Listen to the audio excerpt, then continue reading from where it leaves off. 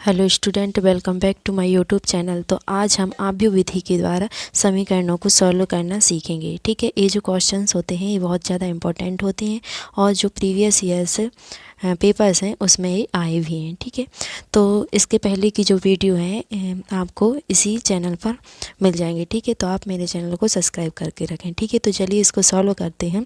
आव्यूह विधि के द्वारा इन समीकरणों की आपको संगतता और असंगतता, दैट मीन्स कंसिस्टेंटी एंड इनकंसिस्टेंटी बताना है। ठीक है, तो इसके लिए मैं आपको समझाती हूँ। पहले देखिए, समीकरणों की संगतता और असंगतता कैसे चेक करते हैं। तो फर्स्ट जो अपना केस होता है उसमें क्या निकालते हैं अपन, ए की जाति निकालते हैं। ठीक है, यानी जो मैट्रिक्स दिया होगा आपको उसकी जाति इक्वल टू ए और बी से जो मिलकर मैट्रिक्स बनता है उसकी जाति। यदि 3 है, ठीक है, दैट मीन्स रैंक ऑफ ए, और रैंक ए और बी की जो जाती है वो क्या आती है, 3 आती है। और चरों की संख्या, चर क्या होते हैं, एक्स वाई जेड, उनकी संख्या 3 है। तो अपने जो समीकरण होंगे वो क्या होंगे, संगत होंगे और अद्वितीय हल होगा। ठीक है, ये आपको तीनों कंडीशन याद रखना है, तभी आपसे वो जो क्वेश्चंस हैं वो बनेंगे। ठीक है, फिर सेकंड जो केस होता है उसमें क्या होता है, यदि जो मैट्रिक्स ए है उसकी जाति 2 आई है, ठीक है, और ए और बी की जाति 3 है, ठीक है, तो समीकरण कैसे होंगे, असंगत होंगे और इसका कोई हल नहीं होगा। यानी इसकी जाति 2 आई और इसकी जाति 3 आई है। ठीक है, अलग अलग है। उसके बाद जो केस नंबर 3 होता है वो क्या होता है, यदि ए की जाति और बी की जाति क्या है, 2 है, और चरों की संख्या कितनी है, 3, दैट मीन्स समीकरणों के संगत हल होंगे, संगत होंगे समीकरण। ठीक है, और उसके अनंत हल होंगे। तो ये 3 कंडीशन आपको याद रखना है। ठीक है, चलिए अब नेक्स्ट सॉल्व करते हैं क्वेश्चन को।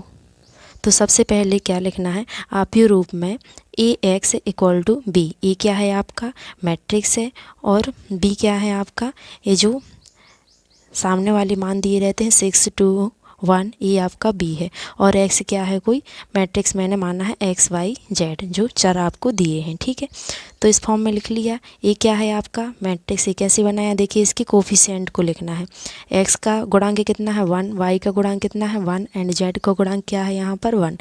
तो ये आ जाएगा 1 1 1। यहाँ पर एक्स का मान लिखना है, ठीक है, यहाँ वाई और यहाँ जेड। ठीक है, यहाँ पर क्या आ जाएगा 1 -1 और 1। तो देखिए 1 -1 1, ये क्या आ जाएगा 2 1 और -1, ये इसको लिख दिया। ठीक है, उसके बाद एक्स क्या है अपना, एक्स वाई जेड, इस चर दिए हैं वो कितने दिए हैं, X Y Z 3, and B कितना है 6 2 1। ठीक है, अब क्या लिखना है, ए और बी को कंबाइन करना है, यानी जो ए मैट्रिक्स है और इसको दोनों को क्या मिलाना है।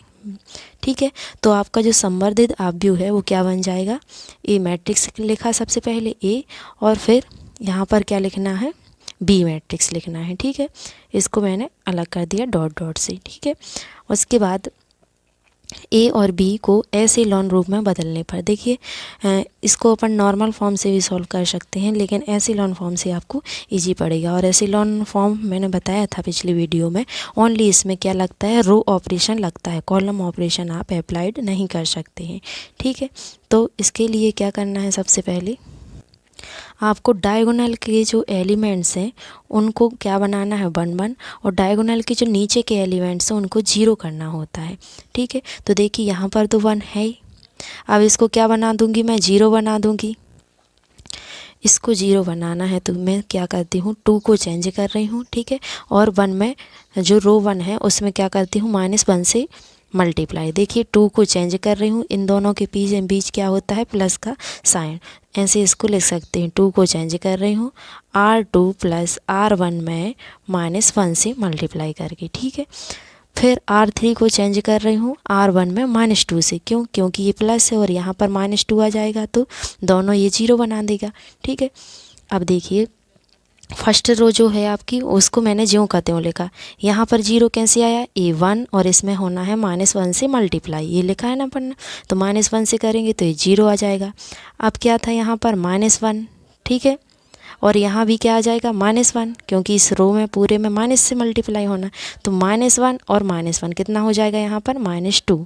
ठीक है, उसी प्रकार ये जो -1 है और ये +1 है तो यहाँ क्या आ जाएगा 0, R2 को चेंज करना है अपन को। ठीक है, और ये क्या आ जाएगा -6 और +2 कितना बचेगा यहाँ पर -4। ठीक है, अब R3 को चेंज करना है, तो 3 चेंज हो रही है, देखिए ये 2 था और R1 में किससे मल्टीप्लाई किया अपन ने, -2 से, तो ये आ जाएगा -2।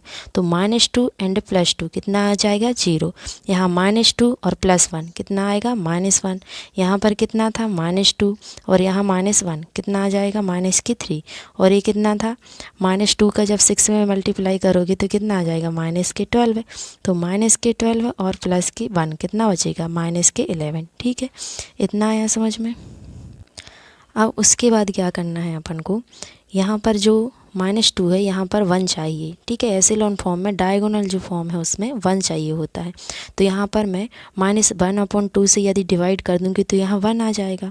देन जो R3 है वहाँ पर क्या करूँ दूँगी मैं, माइनस से मल्टीप्लाई कर दिया मैंने। ठीक है, तो देखिए यहाँ पर जब -1/2 करोगे R2 में तो कितना आ जाएगा, ये तो 0 ही रहेगा। यहाँ पर -2 था और -1/2 तो कितना हो जाएगा 1। ठीक है, यहाँ पर 0 ही आएगा। यहाँ पर -4 था, -4 और -2 कितना बचेगा 2 बचेगा, तो ये 2 लिख दिया। ठीक है, उसके बाद R3 में माइनस से मल्टीप्लाई किया तो ये जो माइनस वाले चिन्ह थे ये सभी प्लस में चेंज हो गए। ठीक है, अब नेक्स्ट स्टेप क्या किया, R3 और R3 को चेंज कर रहे हैं R2 में -1 से मल्टीप्लाई करके, ताकि ये जो नीचे वाले हैं ये 0 बन जाएं। ठीक है, तो देखिए R2 में -1, ये R2 है, इसमें -1 से ये तो 0 था तो ये 0 लिख दिया।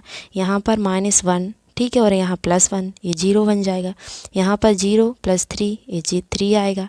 यहाँ पर -2 आ जाएगा और यहाँ पर +11 तो कितना बचेगा 9।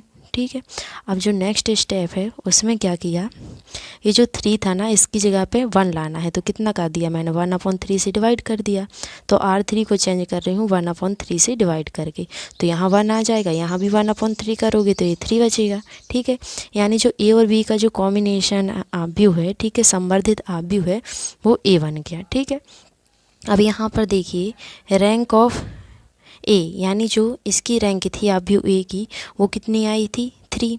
ठीक है, यहाँ रो ऑफ A यानी जो आव्यूह A है उसकी रैंक 3 आई। कैसे, क्योंकि ये है आव्यूह अपना A इतना, तो इसकी रैंक कितनी आ रही है 3 आ रही है कि नहीं।